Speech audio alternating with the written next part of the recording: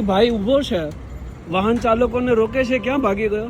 સામાન્ય જનતાને સુફિયાની સલાહ આપતા, બુટલેગરો સાથે નાચતા અને લોકો સાથે તૂતા કરતા ને હાલ પણ જેનામાં સુધારો ના આવ્યો હોય એવા પીએસઆઈ ગોસ્વામી સાથે આજે રૂબરૂ મુલાકાત થઈ.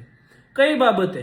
તો કે વીઆર સર્કલ ખાતે જે ચલણ પ્રક્રિયા થતી હતી એમાં ખાનગી કપડામાં એક ખાનગી વ્યક્તિ જાહેર જનતા પાસેથી પૈસા લઈ અને ગજવે કરતો હતો. જે બાબતે મારું ધ્યાન ગયું, ગાડીના ડેસ્કેમમાં એને રેકોર્ડ કર્યો. સાંભળો સાંભળો ઓ ભાઈ, બોલા ભાઈ બોલાવો તો. હું ગાડીમાંથી ઉતર્યો એટલે એ વ્યક્તિ ભાગી ગયો. ભાઈ ઉભો છે, વાહન ચાલકોને રોકે છે, ક્યાં ભાગી ગયો? અહીંયા એક ભાઈ મારા ડેસ્ક કેમ્પમાં આવી ગયો. ભાઈ એક વાહન ચાલકને અમને રોક્યા, આ ભાઈને એમની પાસેથી 1000 રૂપિયા લીધા એમણે. એ ભાઈ હતું કોણ? અમારા સાહેબ છે અંદર, જો વાત કરી. તમે ચલણ પ્રક્રિયાઓ કરો એમાં વાંધો નથી, પણ આ જે થર્ડ પાર્ટીઓને રાખીને જે કામ કરો છો એ બંધ કરો. એ ભાઈ ભાગી કેમ ગયો પેલો ભાઈ?